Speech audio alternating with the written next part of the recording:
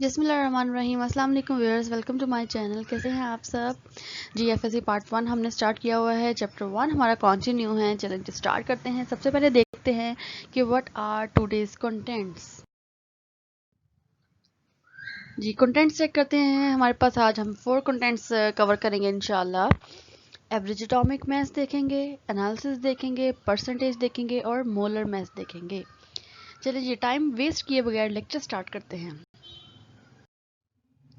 जी सबसे पहले हम देखते हैं what is meant by average atomic मास, जिसको हम ट्रिपल ए से भी लिख सकते हैं, लाइक एवरेज एटॉमिक मास।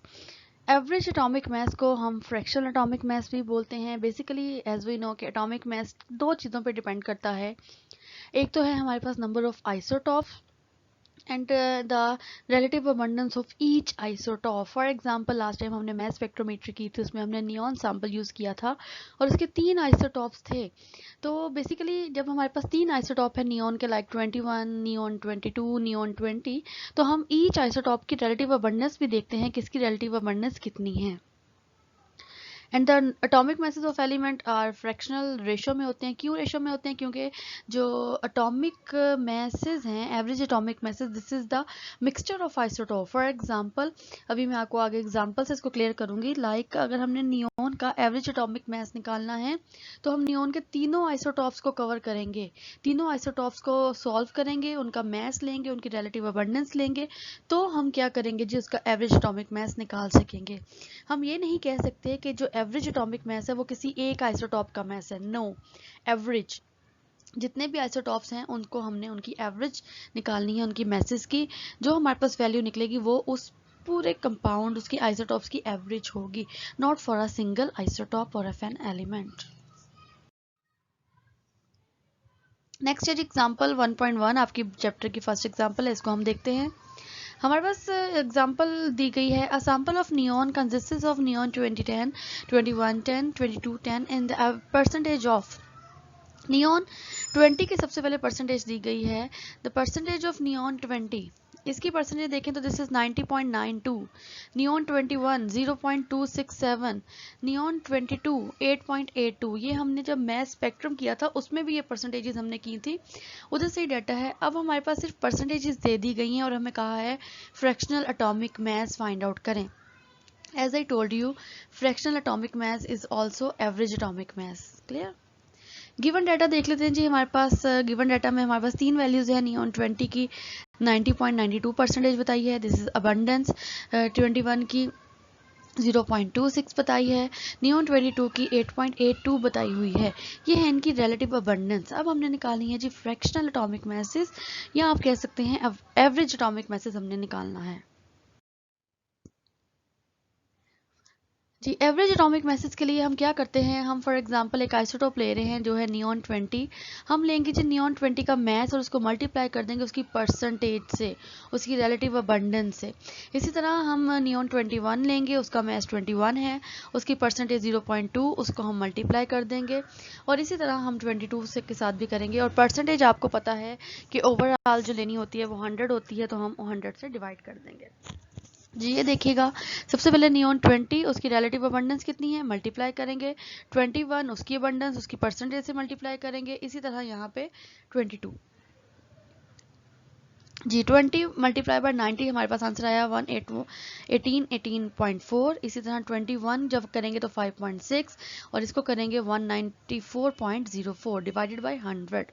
जी नेक्स्ट स्टेप में हमने इन तीनों को प्लस किया तो हमारे पास सम अप आ गया 2018.047 और मल्टीप्लाई बाय 100। जब हमने इसको मल्टीप्लाई किया तो we will get average atomic mass that is 20.18। अब ये जो 20.18 AMU आया है, this is not for neon 20, not for neon 21, not for neon 22। जैसे कि आपने देखा हमने पूरा प्रोसेस किया है, हमने तीनों के मैसेज लिए, तीनों की अबंडेंस ली, मैसेज को उसकी अबंडेंस से मल्टीप्लाई किया, फिर उन सबको अकोमुलेट किया, प्लस किया, और after that we will divide it with 100।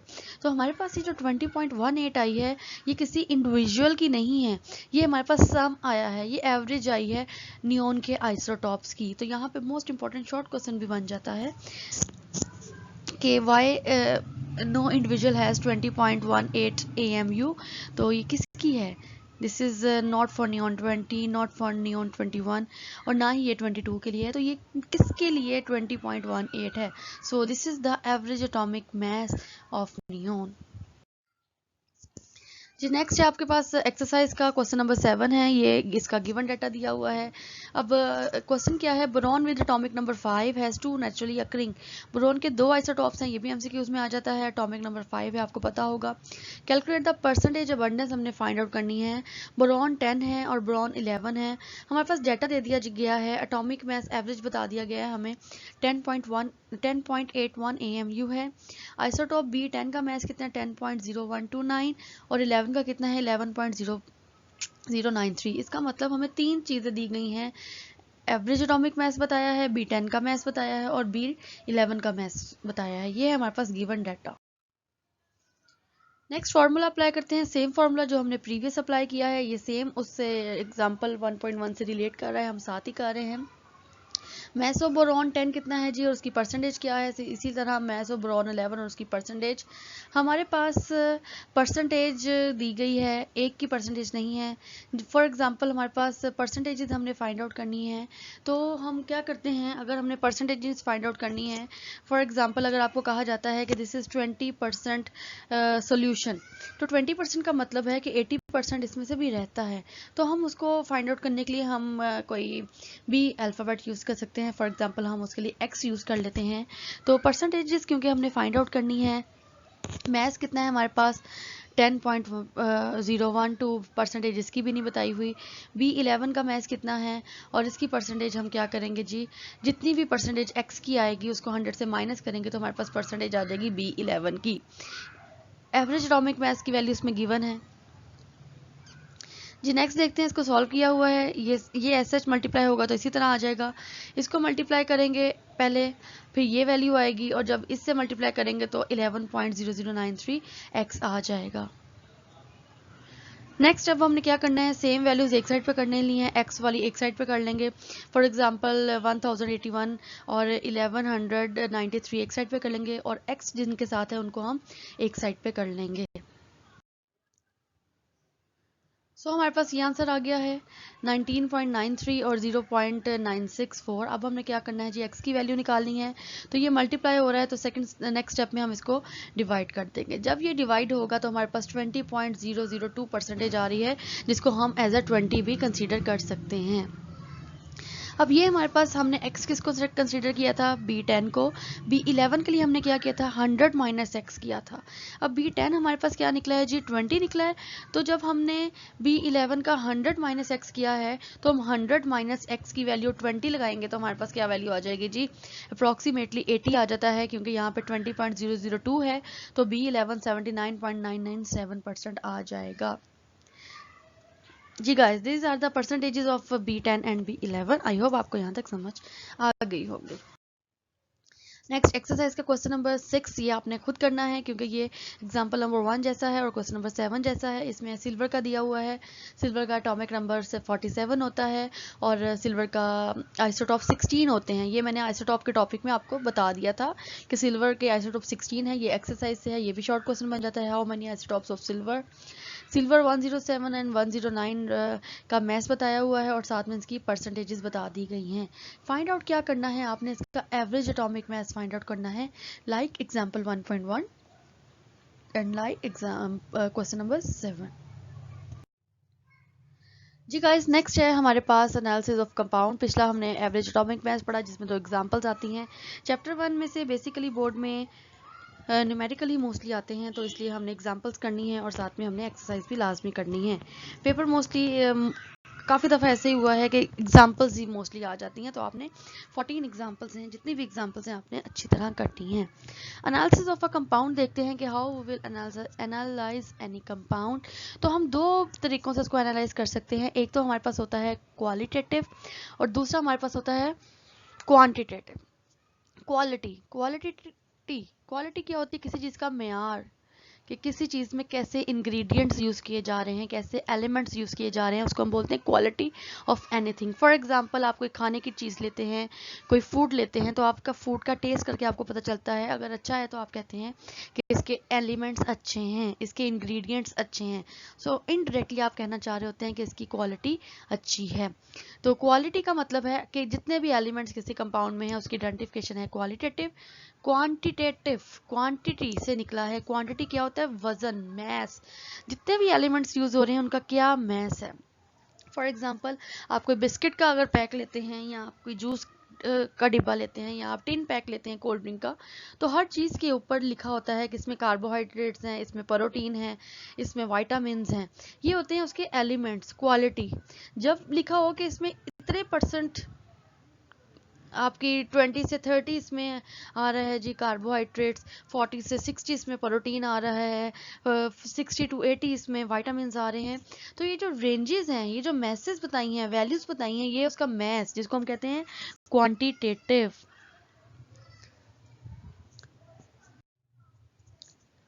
जी नेक्स्ट है हमारे पास शॉर्ट क्वेश्चन में आ जाता है percentage. What is define percentage and how you will get percentage of anything, या व्हाट इज द फार्मूला। तो परसेंटेज आपको पता है, आप अपने पेपर्स में भी निकालते हैं जी। परसेंटेज क्या होती है, the percentage of an element is the compound is the number of gram of that element present in 100 grams. For example आपको कहा जाता है कि ये आपके पास 20 ग्राम्स थिंग पड़ी हुई है। 20 ग्राम्स का मतलब है कि ये 100 में से 20% है। अगर आपको कहा जाता है कि दिस इज 80 ग्राम, तो 80 ग्राम का मतलब है दिस इज 80% फ्रॉम 100। ठीक हो गया, जितने ग्राम्स हैं उतना ही आप उसको 100 करते हैं। परसेंटेज आपको पता है कि टोटल ओवरऑल 100 होती है, 100 में ही से ही हम लेते हैं। जैसे आप अपने पेपर्स की परसेंटेज निकालते हैं, मैट्रिक के मार्क्स आपने निकाले होंगे कि मैट्रिक में आपकी कितनी परसेंटेज बनी। तो फॉर्मूला क्या होता है जी, हमारे पास परसेंटेज ऑफ एन एलिमेंट, फिर हम लिखते हैं mass of element in a compound, mass of compound और 100। फॉर एग्जांपल आपने केमिस्ट्री के पेपर के मार्क्स फाइंड आउट करने हैं, आपके 100 में से मार्क्स अगर आते हैं, तो मैं आपके 100 में से 80 मार्क्स आए हैं, तो जितने मार्क्स आए हैं मैस ऑफ एलिमेंट 80 ऊपर लिखेंगे, टोटल मार्क्स कितने हैं केमिस्ट्री के 100 नीचे लिखेंगे, और मल्टीप्लाई कर देंगे 100 के, तो आपके पास परसेंटेज आ जाएगी कि केमिस्ट्री के पेपर में आपके पास कितनी परसेंटेज निकली है। क्लियर। यहाँ आप कर सकते हैं कि मैट्रिक में आपके नंबर आए हैं जी 850 मार्क्स आए हैं आपके, और ओवरऑल मार्क्स कितने आपके 1100 या 1050। तो आप क्या करेंगे जी, अपने ऑब्टेन्ड मार्क्स ऊपर लिखेंगे, टोटल मार्क्स नीचे लिखेंगे, मल्टीप्लाई कर देंगे 100 से। इसी तरह हम परसेंटेज नॉर्मली निकालते हैं जी। Next example 2, 8.657 gram of compound. आपके पास एक कंपाउंड है जिसको डीकम्पोज किया गया है, तो उसके एलिमेंट्स बन गए हैं, जिसमें से 5.217 ग्राम है कार्बन, 0.926 ग्राम है हाइड्रोजन, 2.478 है ऑक्सीजन। अब वो कहता है जी इनकी परसेंटेज फाइंड आउट करें। गिवन डाटा आपके पास आ गया, मैस ऑफ कंपाउंड क्या है 8.657, कार्बन का भी आ गया, हाइड्रोजन का भी आ गया, ऑक्सीजन का। ये है इंडिविजुअल तीनों, कार्बन, हाइड्रोजन, ऑक्सीजन। ये है आपके पास ओवरऑल कंपाउंड का मैस। अब आपने परसेंटेजेस निकालनी है जी, देखते हैं नेक्स्ट स्लाइड में जी। ये हमारे पास गिवन डाटा है जो हमने यहाँ पे लिख लिया। अब हम फाइंड आउट करना स्टार्ट करते हैं। परसेंटेज ऑफ कार्बन निकालनी है, तो हम क्या करेंगे जी, mass of carbon, mass of compound. Mass of carbon कितना है हमारे पास 5.217, मैस ऑफ कंपाउंड कितना है 8.65, मल्टीप्लाई बाय 100 से कर देंगे। लाइक 5.217 और 8.657 हम मल्टीप्लाई बाय 100, तो हमारे पास percentage of carbon in a compound निकल आएगी 60.28%। इसी तरह अगर हमने हाइड्रोजन की लेनी हो, तो हम क्या करेंगे जी, mass of hydrogen divided by mass of compound multiply by 100। Similarly for oxygen, mass of oxygen जो आपको गिवन है, मैस ऑफ कंपाउंड भी गिवन है, मल्टीप्लाई बाय 100 से करेंगे तो आपके पास ये परसेंटेजेस आ जाएंगी। सो परसेंटेज निकालना मुश्किल नहीं है जी। नेक्स्ट है हमारे पास मोलर मैस। मोलर मैस भी देख लेते हैं कि मोलर मैस क्या होता है, इसको फाइंड आउट किस तरह करते हैं। मोलर मैस ऑफ H2 अगर हमने निकालना हो, तो हम क्या करते हैं, molar mass of hydrogen plus molar mass of oxygen. तो वन बाय वन अब इसको देखते हैं जी। मोलर मैस ऑफ हाइड्रोजन कितना है, मोलर मैस ऑफ ऑक्सीजन कितना है। मोलर मैस ऑफ वाटर में अगर हम देखें तो हमारे पास 2 हाइड्रोजन है, 2H, ऑक्सीजन कितना है जी 1, और हमें पता है हाइड्रोजन का मास कितना होता है 1 और ऑक्सीजन का मास कितना होता है 16। 2 मल्टीप्लाई बाय 1 करेंगे तो 2 ही आएगा, 16 मल्टीप्लाई बाय 1 करेंगे तो 16 ही आएगा, तो 2 + 16 इज इक्वल टू 18। तो वाटर का मोलर मास हमारे पास कितना आ गया जी 18 आ गया। तो हम कह सकते हैं कि अगर हमारे पास किसी का मोलर मास फाइंड आउट करने के लिए दिया गया है तो हम क्या करेंगे जी, जितने उसके एटम हैं उसके मासेस को प्लस करके हम निकाल लेंगे मोलर मास ऑफ एनीथिंग। एक और एग्जांपल देखते हैं जी। एग्जांपल है हमारे पास ग्लूकोज की C6H12O66। तो हम देखते हैं जी कार्बन कितने हैं 6, हाइड्रोजन कितने हैं 12, ऑक्सीजन कितने हैं 6। कार्बन का मास कितना होता है 12 मल्टीप्लाई बाय 6 हो जाएगा। हाइड्रोजन का मास कितना होता है 1 मल्टीप्लाई बाय 12 हो जाएगा। ऑक्सीजन का मास कितना होता है 16 मल्टीप्लाई बाय 6 हो जाएगा। 12 को जब 6 से मल्टीप्लाई किया 72, 12 को 1 से करेंगे तो 12, 16 को 6 से करेंगे तो 96। तो टोटल हमारे पास जो मोलर मास ऑफ ग्लूकोज आ जाएगा वो क्या होगा जी 180 ग्राम होगा। एलिमेंट्स के जितने एटम्स हैं, फॉर एग्जांपल हमारे पास 3 एलिमेंट है कार्बन हाइड्रोजन ऑक्सीजन, 6 कार्बन है तो उसके मास को मल्टीप्लाई कर देंगे 6 से, कितना होता है 12 को मल्टीप्लाई कर देंगे 6 से। हाइड्रोजन 12 है, हाइड्रोजन एक का मास कितना है 1, तो 12 का कितना होगा 12 ही होगा ना, एक का 1 है तो। ऑक्सीजन का एक मास होता है, एक ऑक्सीजन का 16, तो 6 को क्या करेंगे जी 16 मल्टीप्लाई बाय 6 कर देंगे तो 96 आ जाएगा। जितना भी आएगा सबको प्लस करेंगे तो हमारे पास मोलर मास ऑफ ग्लूकोज निकल आएगा। नेक्स्ट है जी सुक्रोज शुगर C12H22O11 जी, कितना निकला अब तो तरीका आपको पता चल गया है। 12 कार्बन है, 22 हाइड्रोजन है, 11 आपके पास ऑक्सीजन है, तो अक्यूमुलेट करेंगे तो आपके पास जी 144 आ जाएगा कार्बन का, 22 आ जाएगा हाइड्रोजन का, 176 आ जाएगा ऑक्सीजन का, तो ओवरऑल आपके पास निकलेगा जी 342 ग्राम्स। नेक्स्ट है हम थ्योरेटिकल परसेंटेज डिटरमिन भी कर सकते हैं। थ्योरेटिकल हम किस तरह कर सकते हैं जी, percentage of hydrogen in H2O, ऊपर लिख लेंगे मास ऑफ हाइड्रोजन क्योंकि हाइड्रोजन की आपने परसेंटेज निकालनी है। मोलर मास ऑफ वाटर लिखेंगे जी, मोलर मास आपने भी निकाला 18 होता है, कितने हाइड्रोजन है वाटर में 2, तो आप लिख देंगे 2 डिवाइडेड बाय 18 मल्टीप्लाई 100। तो वाटर में आपके पास जो हाइड्रोजन की परसेंटेज है वो 11.11% होती है। इसी तरह अगर ऑक्सीजन की निकालनी है तो ऑक्सीजन देखें तो वाटर में 1 है, मास ऑफ ऑक्सीजन कितना है 16, मोलर मास आपने निकाला जी 18 होता है, 16 बाय 18 मल्टीप्लाई बाय 100 88.89। तो अगर आप इन दोनों की परसेंटेज प्लस करेंगे तो आपके पास टोटल 100% हो जाएगी, that is for water. Next glucose है आपके पास, उसमें कार्बन की निकालनी है तो मास ऑफ कार्बन, कितने कार्बन है जी 6 कार्बन है तो 6 का ही लिखेंगे। 6 कार्बन का मतलब है 6 मल्टीप्लाई बाय 12, एक कार्बन का 12 होता है ना मास, तो 6 हैं तो हम लिखेंगे जी 72 डिवाइडेड बाय 180 और मल्टीप्लाई बाय 100 40%। इस तरह अमोनिया देखते हैं, अमोनिया में कितने हाइड्रोजन है 3 हाइड्रोजन है, तो 1 हाइड्रोजन के लिए 1 होता है, तो 3 है तो हम 3। अमोनिया का नाइट्रोजन का जी कितना होता है 14, 3 हाइड्रोजन है तो टोटल 17 इसका मोलर मास होगा, क्योंकि नाइट्रोजन के लिए हम यूज करते हैं इसका मास कितना होता है 14, एक हाइड्रोजन का 1, 3 हाइड्रोजन है तो 3, 14 + 3, तो molar mass of ammonia is 17।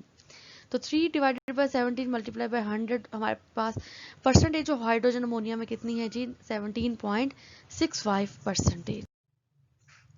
Thank you guys, this is the smallest topics. Short question के लिए आ जाते हैं, इनके न्यूमेरिकल्स हैं, एग्जांपल्स हैं, वो हम साथ साथ करते जाएंगे। आई होप आपको समझ आई होगी। लेक्चर पूरा देखना है, अपने फ्रेंड्स के साथ ज़्यादा से ज़्यादा शेयर करें ताकि मेरा चैनल ज़्यादा से ज़्यादा सब्सक्राइब हो, और आप बेल आइकन लाजमी ऑन करें ताकि आपको न्यू वीडियोस मिलती रहें। अपना बहुत ज़्यादा ध्यान रखें, मुझे दुआ में लाजमी याद रखें। फ़ी अमानिल्लाह, अल्लाह हाफिज़।